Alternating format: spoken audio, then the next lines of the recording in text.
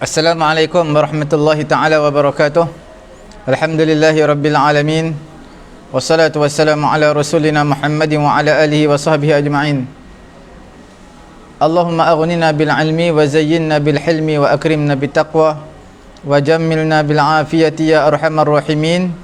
Rabbi shrah li sadri wa yassir li amri wahlul 'uqdatam min lisani yafqahu qawli. Rabbi yassir wa la tu'assir wa tammim bil khair. Wa bika nasta'in wa la hawla wa la quwwata illa billahil aliyyil azim. Alhamdulillah tuan-tuan puan-puan yang dirahmati Allah Subhanahu wa taala, kita dalam pengajian Al-Madkhal ila Dirasatil Fiqhil Islami, pengenalan kepada ilmu fiqh. Okey. Kita sambung yang semalam mengenai dengan hadis, pensyariatan yang kedua iaitu hadis. Sudah pasti bila kita sebutkan hadis, penghafalan hadis ni ada melalui apa, as-sudur, dada, iaitu ingatan, ada yang melalui tulisan. Tuan-tuan lihat, kita nak bincang yang pertama mengenai dengan hafal hadis, melalui hafalan, iaitu tersimpan di dalam dada. Sahabat radhiyallahu taala anhum, mereka memang ingin sangat untuk menghafal hadis Nabi SAW. Kerana itulah mereka sentiasa melazimi, menjaga perkataan Nabi SAW, dan mereka perhatikan perbuatan Nabi, bagaimana tasarrufat Nabi, perilaku perbuatan Nabi. Mereka menyaksikan hukum hakam Nabi dan juga fatwa-fatwa Nabi, dan juga isu-isu yang mana Nabi sentuh, Nabi beri hukum. Okey, mereka menyaksikan sendiri.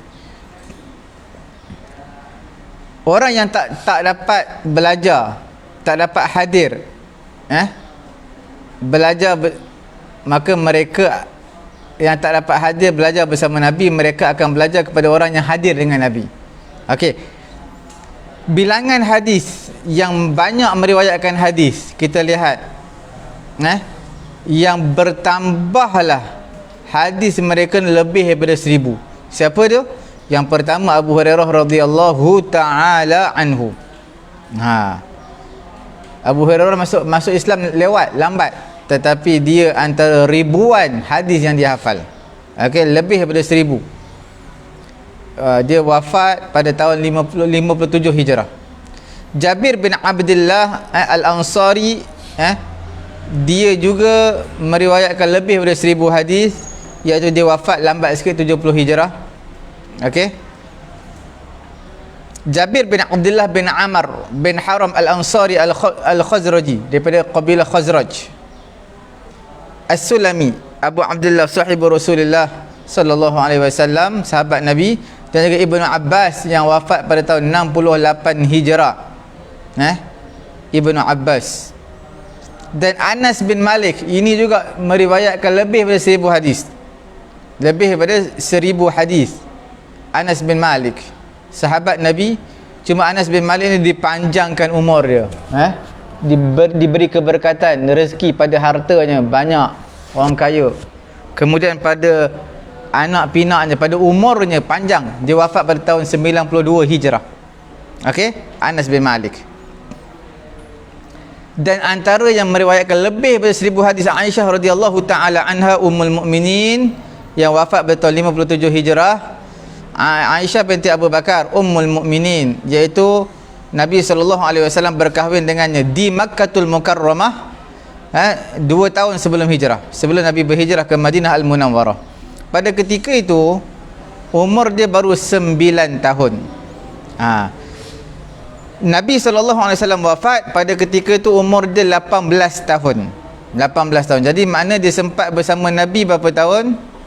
Dia sempat bersama Nabi 9 tahun. Dia kahwin dengan Nabi 10, 11, 12, 13, 14, 15, 16, 17, 18. 9 tahun. 9 tahun dia bersama dengan Nabi SAW.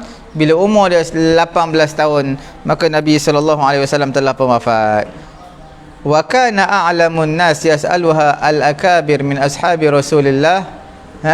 dia adalah a'lamun nas, antara manusia perempuan yang paling alimah, yang paling berilmu, yang mana telah bertanyalah kepada Aisyah, ini al-akabir min ashabi Rasulillah, sahabat-sahabat yang senior, mereka pun ada kemusykilan bertanya kepada Aisyah radhiyallahu taala anha. Okey, dia wafat pada tahun berapa? Pada tahun yang ke 75 57 atau 75. Tuan-tuan lihat balik di dalam buku-buku sirah, sama ada 57 ataupun 75 Hijrah. Okey. Sebab apa mereka ni memperbanyakkan meriwayatkan hadis daripada Nabi sallallahu alaihi wasallam, refer kepada 3 perkara. Siapa yang banyak-banyak hadis? Abu Hurairah, Jabir bin Abdullah bin Amr bin Haram, Ibnu Abbas, Abdullah bin Abbas, kemudian Anas bin Malik, Aisyah radhiyallahu taala anha. 5 orang sahabat-sahabat yang kabir, yang senior, yang banyak meriwayatkan lebih daripada 1000 hadis.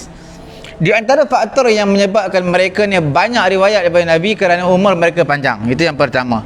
Bila umur mereka panjang, jadi keperluan untuk mengeluarkan isi hadis, hukum hakam yang ada dalam diri mereka itu mesti banyaklah, sebab banyak isu-isu berbangkit.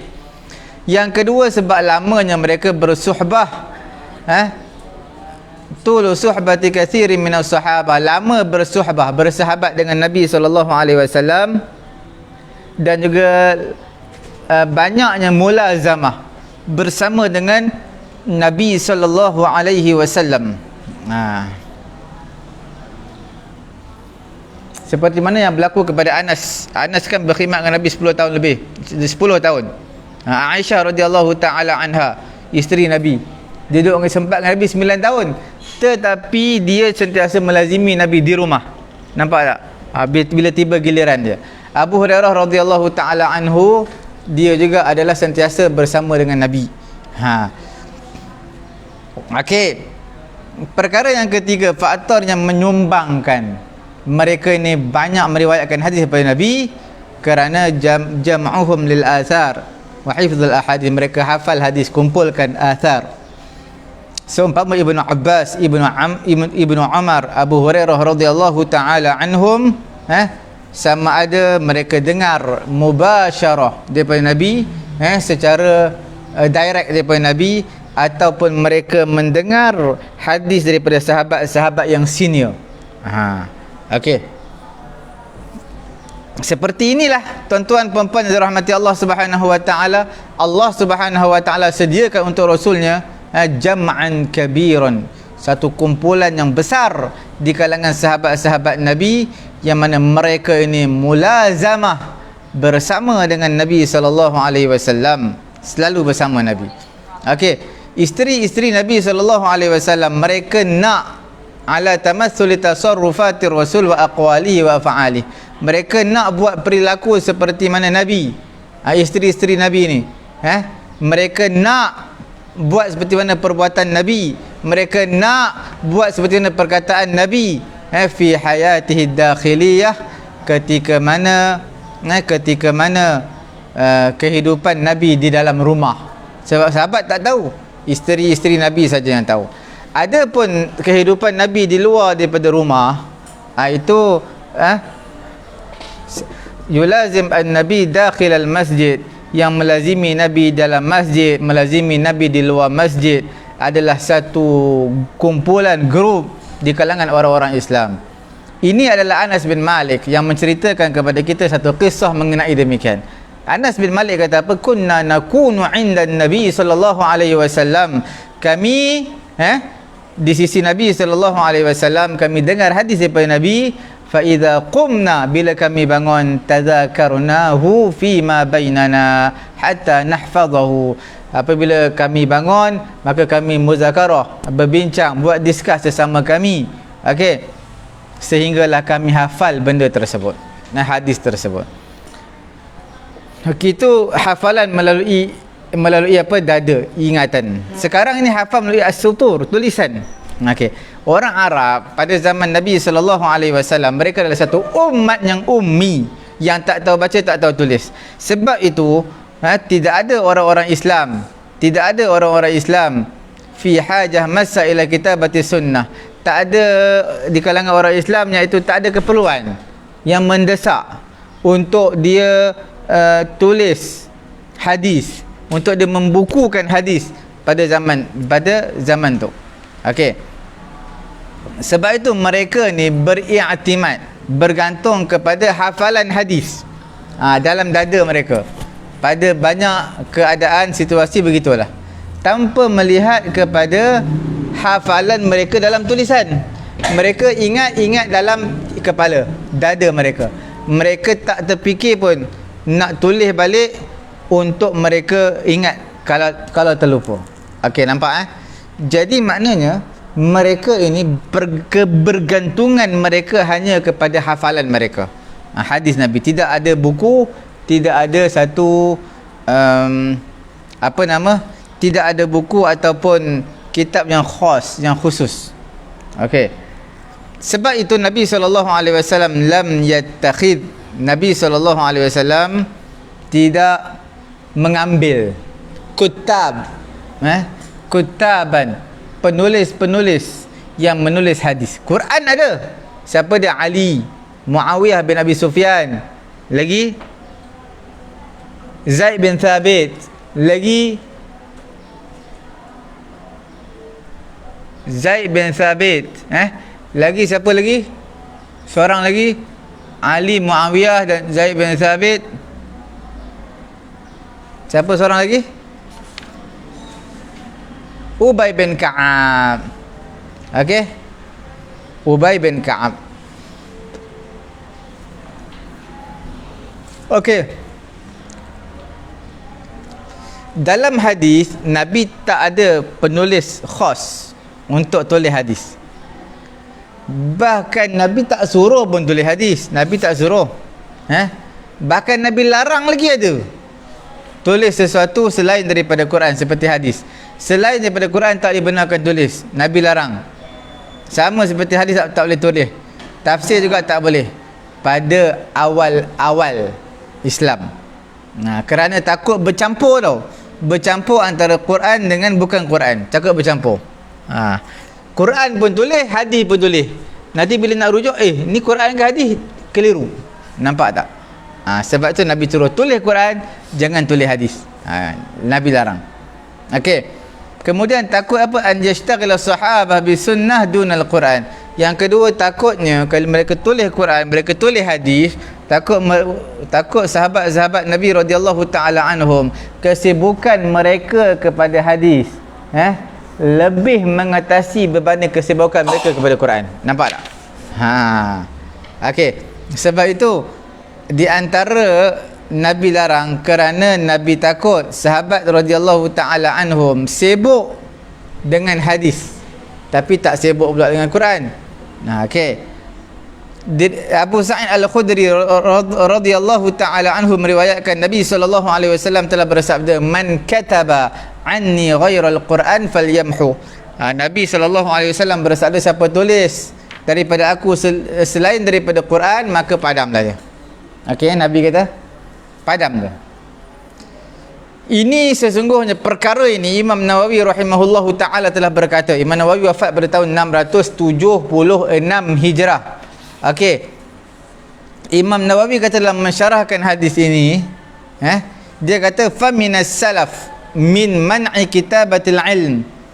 Di kalangan ulama salaf yang melarang untuk menulis ilmu, termasuklah ilmu hadis. Termasuk ilmu apa? Ilmu hadis. Wa qala jumhurus salaf bijawazihi. Ulama-ulama salaf mereka berkata hukumnya harus. Kemudian berkumpullah ummah selepas daripada demikian ala istihbabih, ke atas sunat. Sunat apa tu? Istihbab, dituntut. Apa yang dituntut? Menulis hadis. Asalnya Quran dia tulis. Last sekali untuk menyatu padukan ummah. Okey, majoriti di kalangan ulama salaf berpendapat harus menulis harus menulis. Betul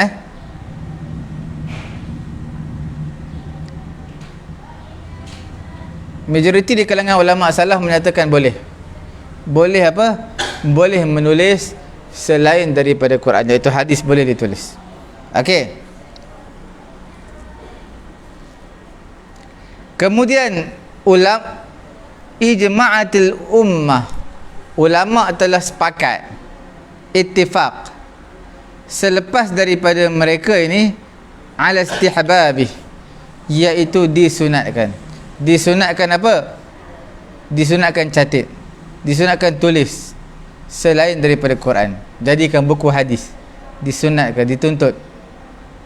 Okey. Maka tidak ada lagi khilaf di kalangan ulama. Bahkan mereka menjawab mengenai dua hadis larangan tadi dengan hadis keharusan. Hadis yang pertama yang Nabi kata larang, Nabi kata apa? Man kataba annil qur'ana falyamhu. Siapa yang tulis selain dari siapa yang tulis selain daripada Quran, tulis hadis, maka Nabi kata falyamhuha, maka padamlah tulisan tersebut. Boleh? Falyumhihu, padamkan tulisan tersebut. Siapa yang di kalangan ulama salaf, okey, yang melarang untuk membaca kitab, melarang untuk menulis selain daripada ayat Quran, jumhur salaf, majoriti di kalangan ulama salaf mengharuskannya. Kemudian ulama berkumpul selepas daripada mereka buat keputusan, iaitu disunatkan, digalakkan apa tu? Untuk menulis hadis. Maka terangkatlah khilaf, terangkatlah perbezaan pendapat di kalangan ulama-ulama.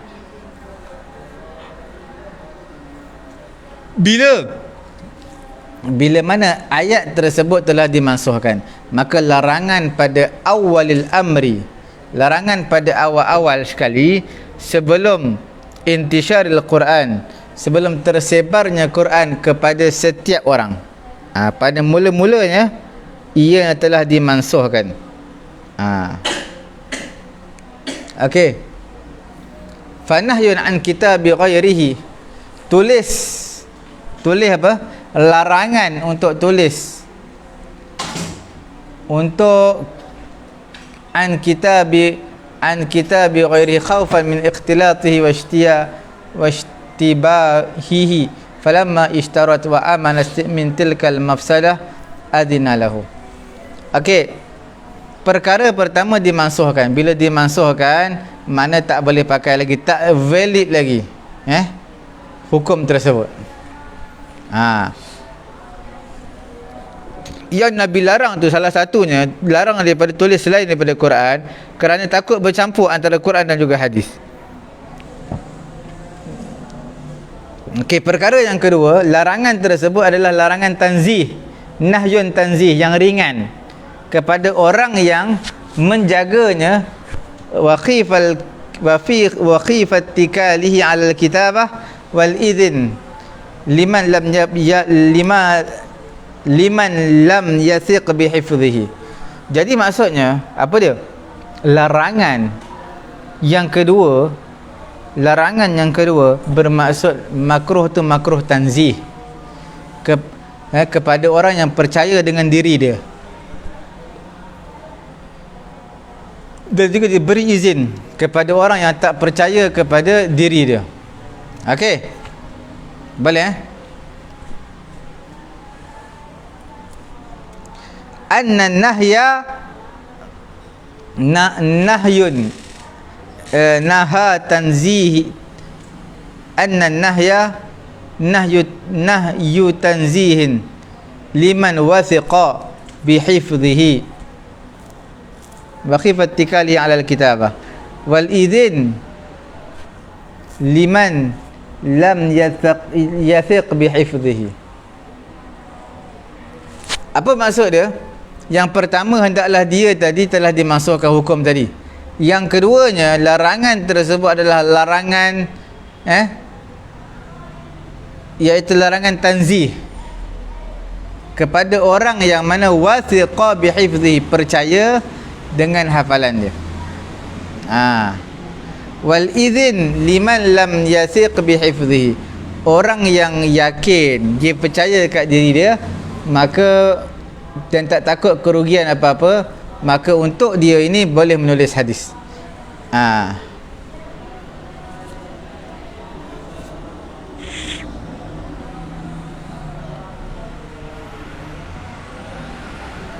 Nabi SAW mengharuskan sebahagian di kalangan ulama dengan penulisan, dengan perkataan dan juga dengan sunnah. Wa min haula'i Abdullah bin Amr bin As. Di antara mereka ini adalah Abdullah bin Amr bin As. Nabi SAW mengharuskan kepada sebahagian sahabatnya untuk apa? Tulis perkataannya dan juga sunnahnya. Di kalangan yang Nabi beri kepercayaan adalah Abdullah bin Amr bin As yang wafat pada tahun yang ke-63 Hijrah. Okey, faqad adzina lahu ar-ruju'. Nabi SAW berikan izin kepadanya untuk kitabah. Nabi beri izin kepadanya untuk kitabah, untuk tulis.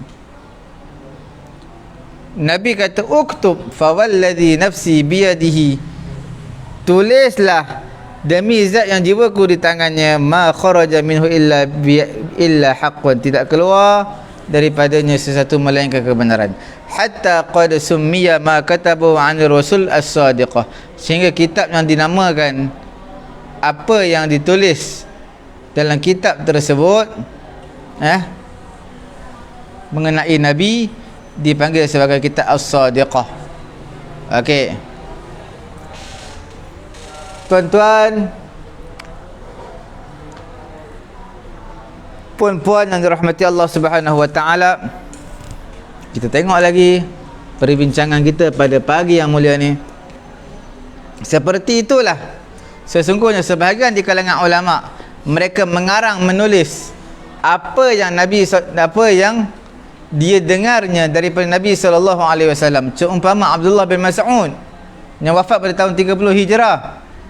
Abdullah bin Mas'ud bin Habib bin Syamakh bin Makhzum aslama bi Makkah qadiman, dan masuk Islam agama lama dah. Wa hajaratil hijratain, dia telah berhijrah dengan 2 hijrah. Mata bil Madinah, dia telah wafat di Madinah pada tahun yang ke-30 Hijrah, dan umur dia pada ketiga itu lingkungan 93 lingkungan berapa? 63 sampai 69. Okey, alhamdulillah tuan-tuan, puan-puan dirahmati Allah Subhanahu wa taala. Okey, sebahagian sahabat, apa yang mereka dengar daripada Nabi, seumpama Abdullah bin Mas'ud, seumpama Sa'ad bin Ubadah. Okey? Illa anna hadzal juhd, cumanya apa? Anna hadzal juhd, kesungguhan ini, kecermatan ini hanyalah kesungguhan daripada sebahagian pihak ataupun pihak yang satu. Walaysa bijuhdin jama'i, bukanlah dengan sebab perah kepala untuk mendapatkan hasil natijah penulisan hadis. Okey, kalau tuan-tuan tak boleh baca pun tuan-tuan dengar pun tak apa hadis. Fa imma mahfuzatan fi suduri sahabah wa balaghuha li ghairihim, dan sampaikannya kepada orang lain. Lianna sunnah hadis adalah mubayyinah kepada Quran, dan juga dia adalah syarih kepada Quran. Allah Ta'ala menjanjikan penjagaan Al-Quran daripada Allah. Sebab itu tamatlah hafazan dan telah tamatlah sunnah Nabi sallallahu alaihi wasallam. Okey, sallallahu alaihi wasallam. Okey, kita masuk tajuk baru, iaitu al-ijtihad wa azharuhu fi tasyri'. Iaitu berijtihad dan juga kesan-kesan dalam pensyariatan. Al-ijtihadu 'inda al-usuliyin, ijtihad di sisi ulama usul adalah satu ibarat yang mentadbirkan badlul juhdi, wa taqah min ajli ma'rifatil ahkam asy-syar'iyyah, iaitu perah tenaga, perah tenaga, kudrat yang ada untuk mengetahui hukum hakam syarak. Kita katakan di sini sesungguhnya kitab Al-Quran, kitab tu Al-Quran dan juga hadis, huma min masadir at-tashri' fi hadzal asr. Okey. Kita katakan dianggap ijtihad ini dianggap apa? Ijtihad sebagai satu sumber di kalangan mereka di hadapan minar rasul. Ijtihad alladhi jaa minar rasul, al-ijtihad alladhi jaa minas sahabah. Okey.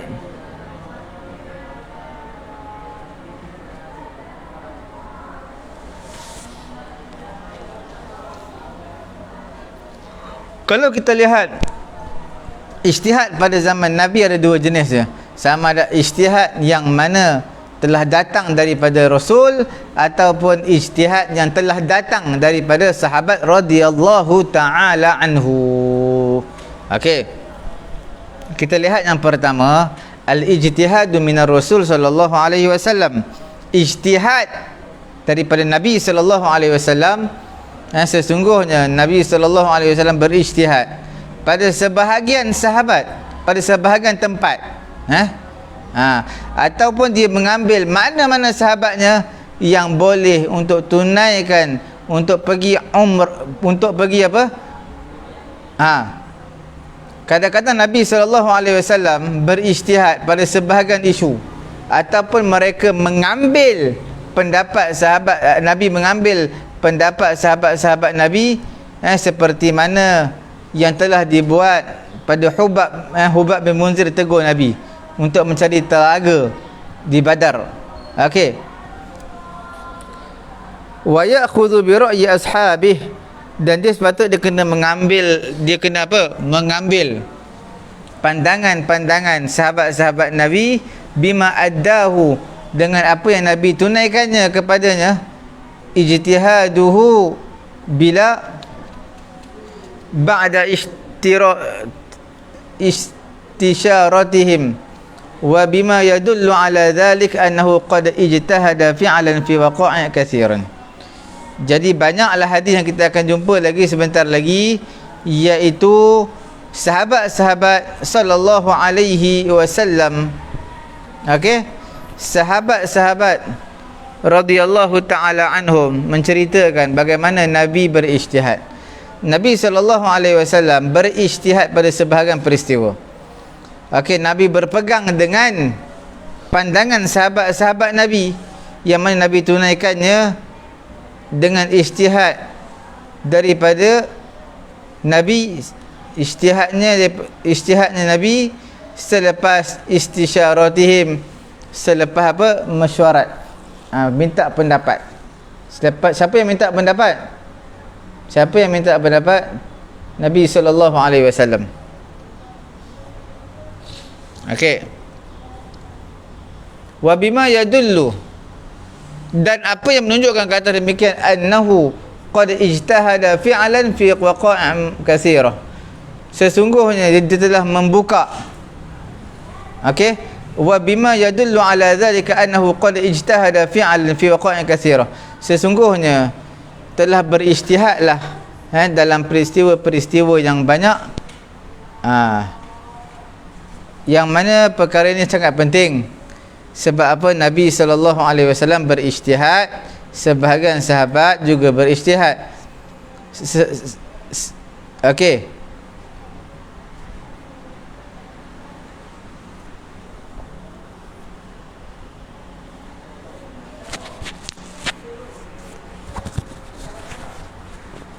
Okey. Dan dia berpegang dengan pendapat sahabat radhiyallahu taala anhum dengan apa yang ditunaikan kepadanya. Apa dia? Dengan ijtihad dia selepas daripada istisyaratih, minta keputusan daripada sahabat-sahabat Nabi Abu Bakar ni. Wa bima yadullu ala dhalik annahu qad ijtahada fi'lan waqa'an katsira. Okey. Kita lihat yang pertamanya adalah izin kepada orang-orang yang mu'tazir, yang diberikan uzuran di kalangan orang munafik. Yatakhallafu an ghazwati Tabuk. Okey, orang-orang Quraisy ni yang di dalamnya ada orang-orang munafik. Di Makkahul Mukarramah tak ada orang munafik. Di mana yang banyak orang-orang munafik? Di Madinah Al-Munawwarah. Okey. Bila mana di Madinah Al-Munawwarah,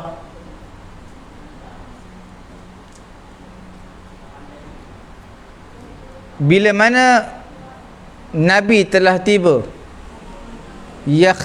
yatakhallafu maknanya Nabi tak pergi, tak join. Bukan Nabi siapa nama sahabat ni, iaitu namanya adalah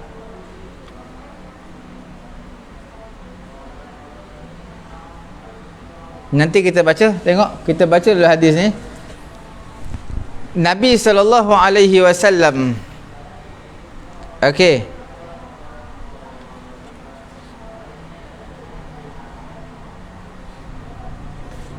Nabi SAW beri izin kepada orang yang uzur.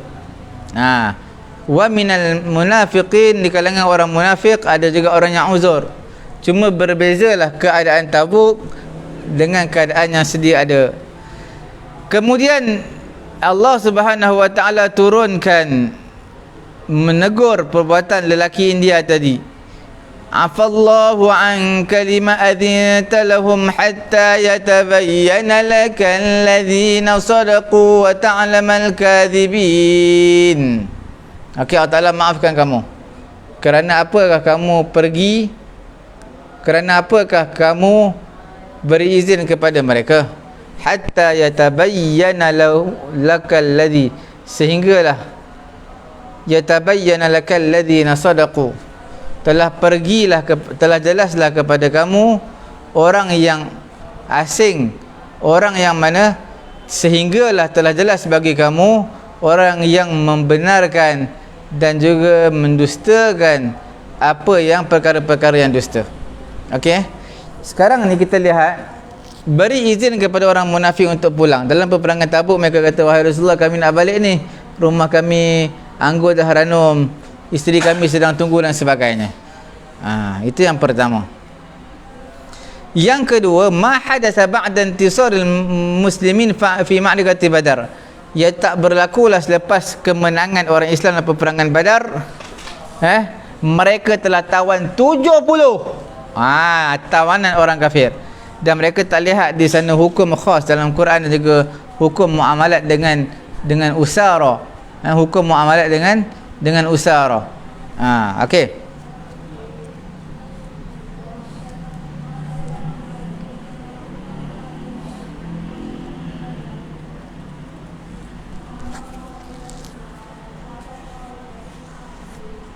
Pada realiti ini kita lihat Allah Subhanahu wa taala Allah Subhanahu wa taala di atas peristiwa ini Allah Subhanahu wa taala tidak mengakuinya. Dan Allah Taala turun, Allah Subhanahu wa taala menurunkan apa yang menunjukkan kepada ar-ra'yil haq, pandangan yang benar, yang mana dia adalah khilaf ijtihadi, khilaf dengan ijtihadnya, iaitu membunuh, ijtihad Nabi. Tawanan ni Quraisy, Nabi kata jangan bunuh, kita tebus je. Jangan bunuh dan juga jangan tebus, bahkan bagi free macam tu je. Nampak tak? Jadi dalam ayat ni nak memberitahu kepada kita apa? Nabi dia tahu beberapa perkara yang ghaib yang Allah Taala singkapkan daripada langit. Okey. Perkara yang kedua, orang munafik tak nak pergi perang, mereka minta Nabi, wahai Nabi, wa afallahu anka lima azinta lahum hatta yatabayyana lahum innahu al-haqq. Awalam yakfi bi rabbika annahu ala kulli syai'in syahid. Okey.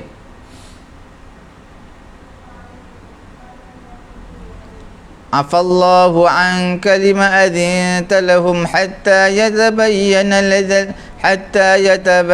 lakal ladzina sadaqu wa ta'lamal kadhibin. Allah Ta'ala dah maafkan kamu. Lima adzinta lahum, kerana apa kamu beri izin kepada mereka, sedangkan jelas bagi mereka orang yang dustakan Allah Ta'ala, juga orang yang menipu Nabi sallallahu alaihi wasallam. Okey. Wa mimma sabaqa, daripada perbincangan yang telah lalu, ijtihad qad waqa'a fi'lan fi asr Rasul. Ijtihad ni berlaku betul pada zaman Nabi sallallahu alaihi wasallam, walakinnahu baqiya huna soal, tetapi ada satu persoalan di sini. Hal huwal ijtihad masdarun mustaqilun fi hadzal asr? Adakah logik kita katakan ijtihad ini, ijtihad adalah satu masdar, satu sumber yang berasingan pada zaman ini? Zahirnya kita lihat ijtihad daripada Nabi sallallahu alaihi wasallam. Jadilah ia, ijtihad itu sebagai masdarun lisyariah al-islamiyah.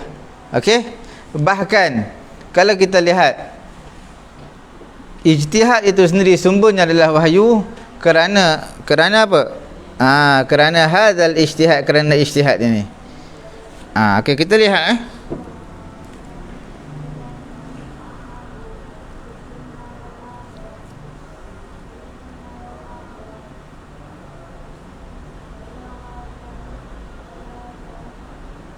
Okey.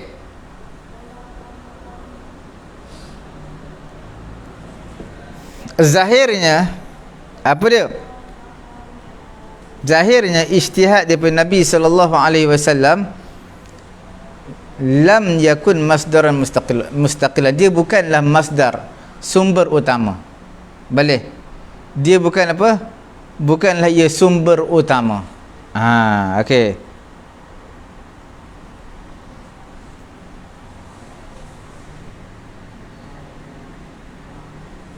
Kita lihat yang pertama, imma an yakuna an ilhamillah lahu fa bainahu linnas wa bi kalamihim hadza min qabil dzalik.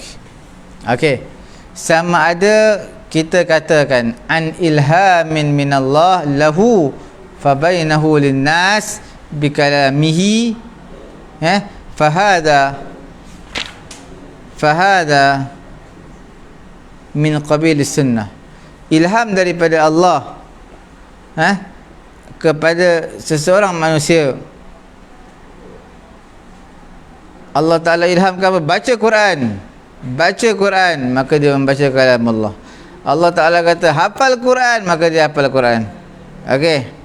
Kemudian Allah Ta'ala kata fa hadza min qabili sunnah. Nampak tak?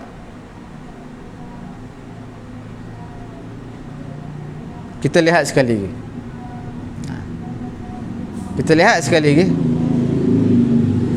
Ijtihad daripada Nabi, dia bukanlah sumber yang asasi, ataupun kita panggil sumber yang berasingan. Bahkan ijtihad itu sebenarnya tempat pergantungannya adalah wahyu. Sebab itu dalam ijtihad ini kita lihat, ijtihad ini sama ada ijtihad itu satu ilham daripada Allah, maka Nabi terangkan kepada manusia dengan perkataan Nabi, inilah ilham daripada Allah, iaitu melalui apa kita panggil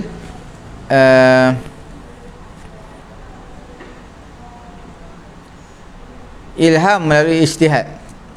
Okey. Ini dia panggil sunnah hadis. Okey. Yang keduanya, jadilah ia daripada istimbatun Nabi min fahmi lil Quran. Nabi faham Quran, Nabi istimbatkan hukum, keluarkan hukum. Okey. Ini semua kena dengan ta'ammul dan juga ijtihad. Ta'ammul ni apa? Kena betul-betul perhati, dan juga ijtihad.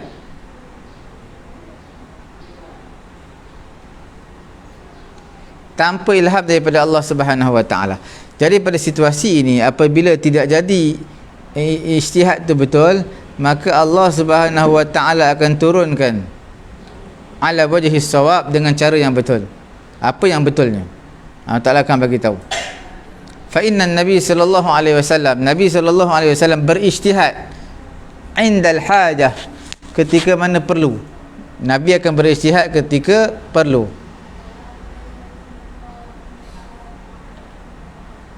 Ataupun Nabi akan berijtihad ketika mana wahyu lambat turun. Kemudian barulah wahyu akan turun kepada Nabi. Wahyu akan mengakui, endorse saja apa yang Nabi ijtihadkan. Okey, kita lihat lagi ijtihad daripada sahabat Nabi. Macam mana tu? Amman 'anil ijtihad minas sahabah fi hayati Rasulullah sallallahu alaihi wasallam. Adapun ijtihad daripada sahabat Nabi pada ketika Nabi masih hidup, sesungguhnya sabit bahawasanya mereka telah berijtihad untuk faham nas, untuk mentatbikkan, mengimplikasikan nas selepas mana Nabi sallallahu alaihi wasallam beri izin kepada mereka untuk ijtihad.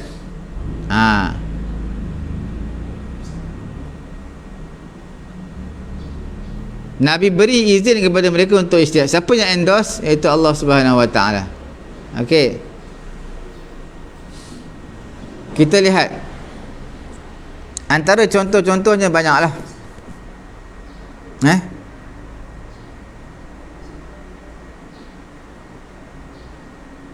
Yang pertama, hadis Muaz bin Jabal radhiyallahu taala anhu yang wafat pada tahun 18 Hijrah. Ketika mana Muaz bin Jabal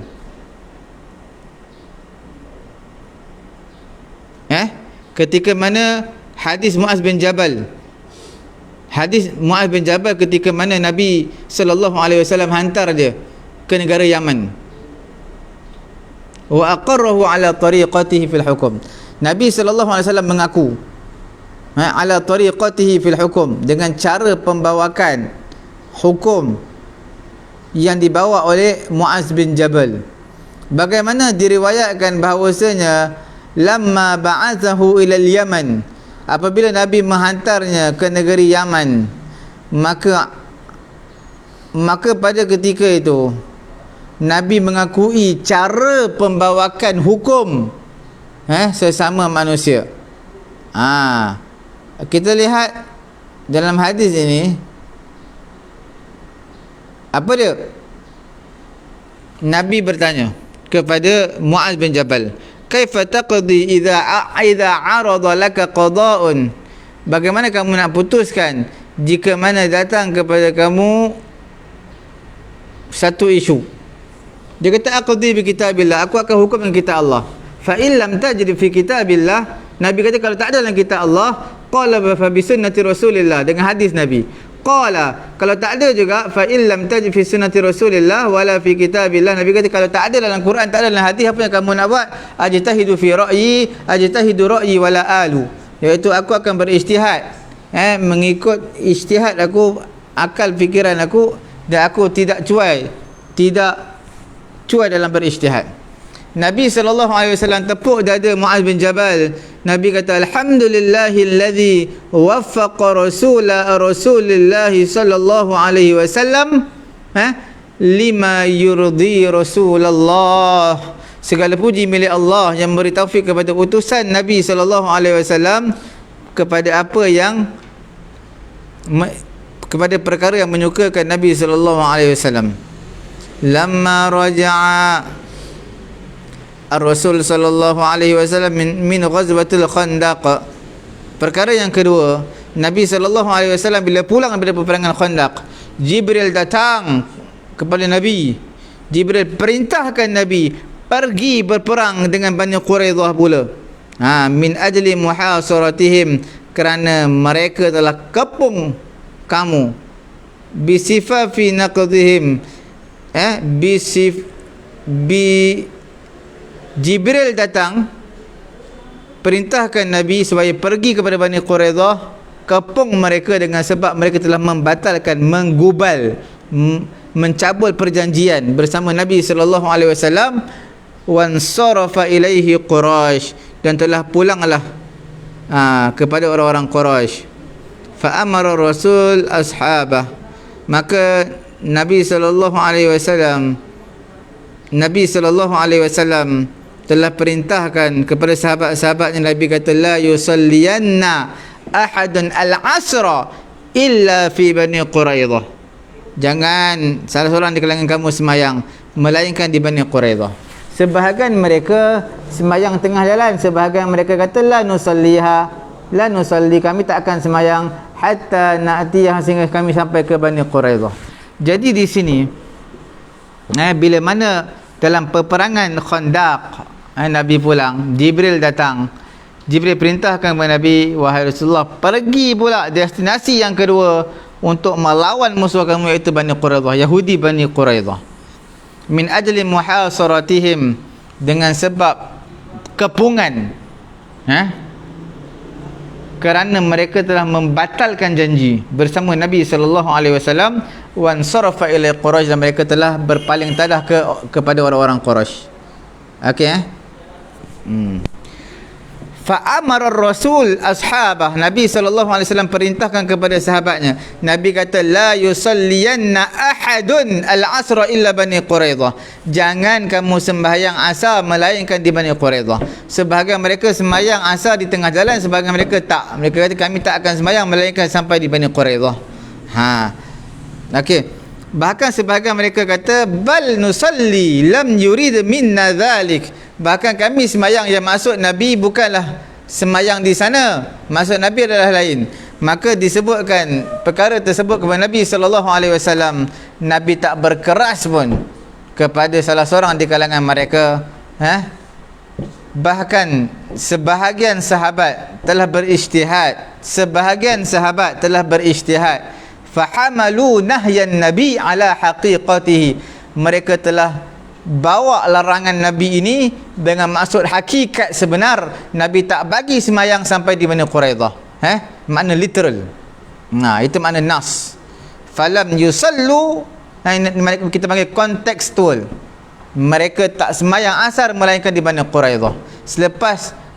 Walaupun selepas terbenam matahari, masuk waktu maghrib. Sebahagian dari kalangan mereka tak tengok dari segi konteks, mereka tak lihat dari segi teks, mereka lihat dari segi contextual. Mereka lihat dari sudut apa? Dari sudut konten, isi tu, mafhum. Apa dia tu?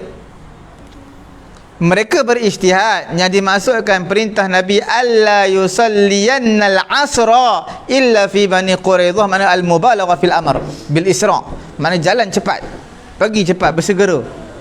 Solat tetap wajib pada waktu dia, bukan tak semesti sampai di Bani Quraidah. Maka mereka semayang tengah jalan.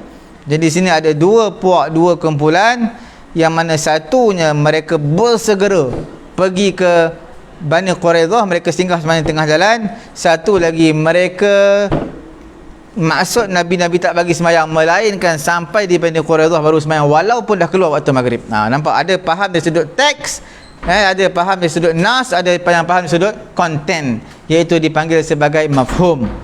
Di dua-dua Nabi raikan, Nabi tak berkeras. Tuan-tuan boleh lihat dalam Ibnu Hajar Al-Asqalani dalam Fathul Bari, jilid yang ke-7, ada muka surat 410, ada menceritakan perkara ini. Okey.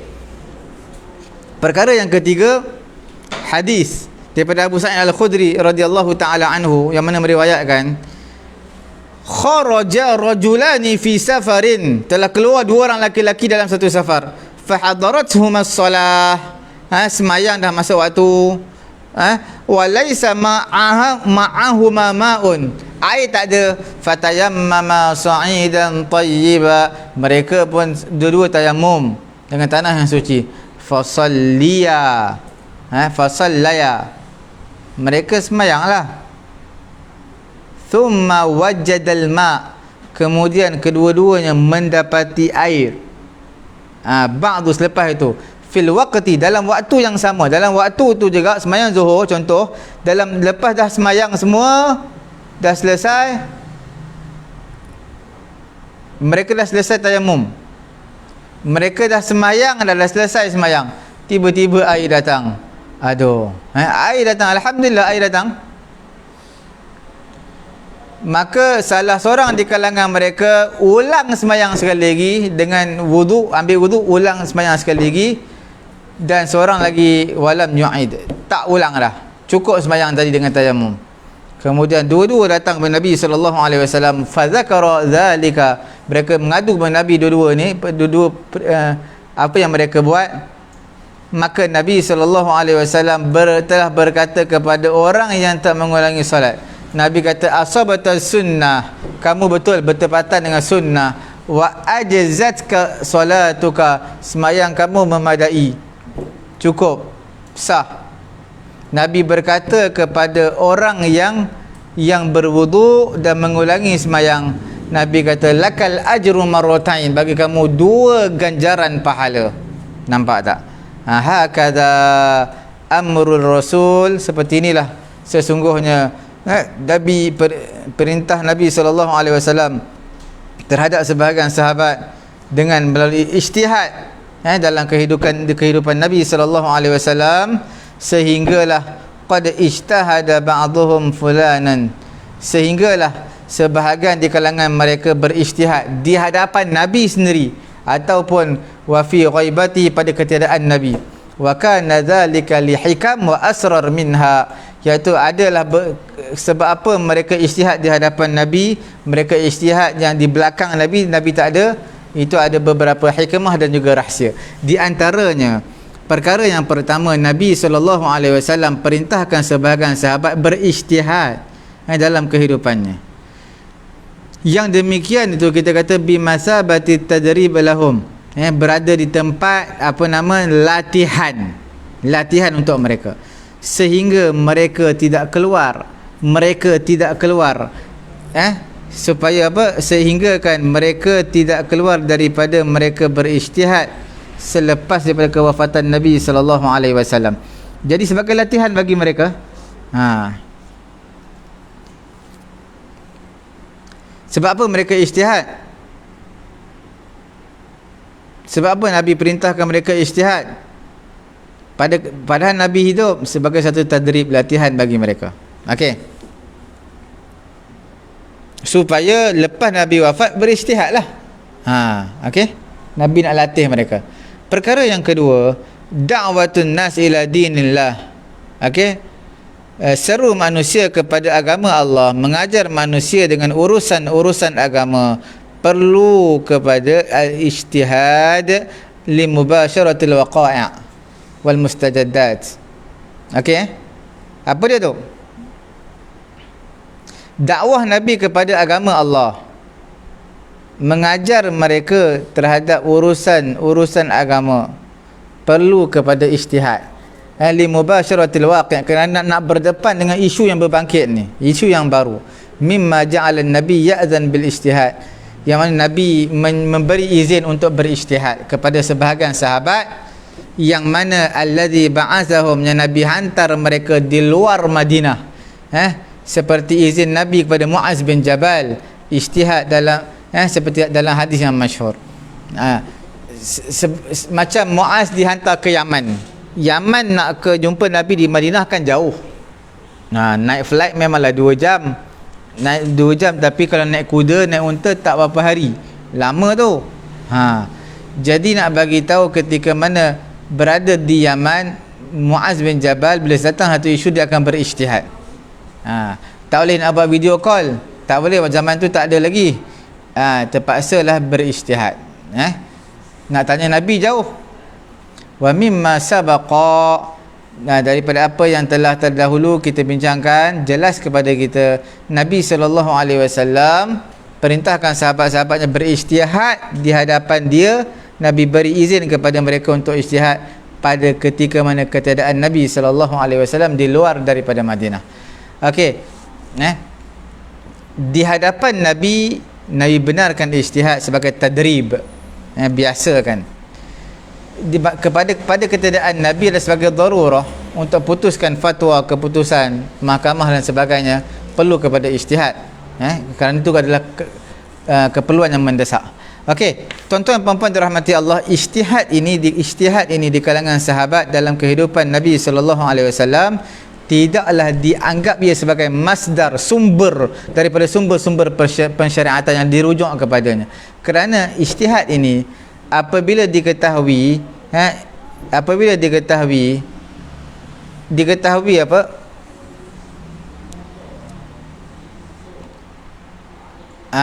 Idza alima dzalika rasul, apabila ijtihad ini Nabi dah tahu. Nabi tahu ijtihad tersebut dan Nabi muwafiq, Nabi agree. Maka fa na'udduhu hina idzin, maka kita anggap pada ketika itu dia di antara sunnah taqririyah, wala na'udduhu min ijtihadis sahabah, kita tak panggil dia sebagai ijtihad sahabah. Nampak tak? Bila mana seseorang sahabat berijtihad, maka Nabi tahu dan Nabi agree dengan dia, maka itulah kita panggil sunnah taqririyah dan tidak dipanggil ia sebagai ijtihad sahabat, fatwa sahabat bukan, ra'yus sahabah bukan. Bila Nabi dah tahu, Nabi pula muwafiq, agree dengan dia, maka itulah dipanggil as-sunnah taqririyah. Tuan-tuan boleh lihat di dalam mana, di dalam kitab Imam Asy-Syaukani dalam Irsyadul Fuhul. Okey, ijtihad pada zaman ini tidak membawa kepada ikhtilaf. Tak bawa kepada ikhtilaf. Jelas kepada kita Nabi sallallahu alaihi wasallam marji'ul fatwa wal qada', keputusan, fatwa semua kembali kepada Nabi.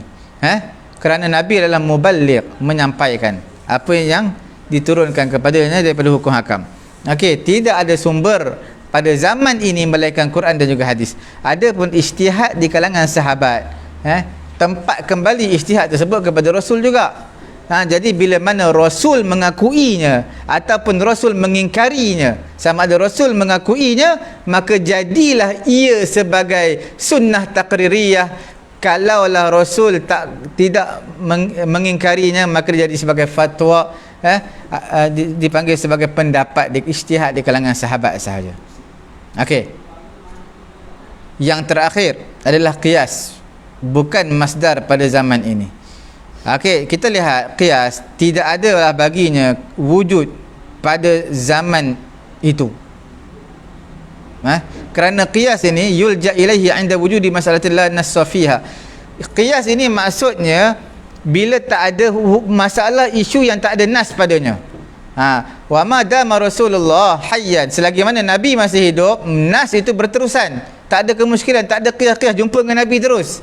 Hatta law anna Nabi qasa, sehingga Nabi SAW yang akan qiyas ataupun Nabi yang akan berijtihad, maka tak dapat tidak yatahawwal hadzal ijtihad ila nas, tak dapat tidak berpindah daripada ijtihad pergi kepada nas.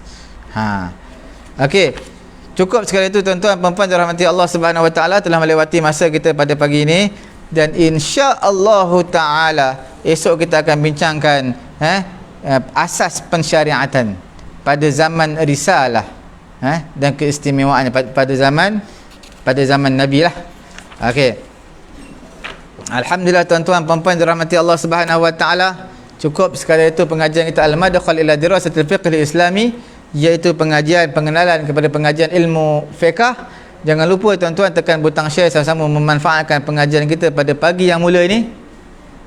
Dan juga tuan-tuan puan-puan dirahmati Allah yang terlepas ikuti siaran langsung kami, boleh terus pergi ke melayari YouTube kami Pusat Ilmu At-Taqwa, Facebook kami Pusat Tahfiz At-Taqwa. Di sana insya-Allah admin sediakan playlist, tuan-tuan boleh refer di sana. Subhanallahumma wa bihamdihi, subhanakallahumma wa bihamdika, asyhadu an la ilaha illa anta astaghfiruka wa atubu ilaik.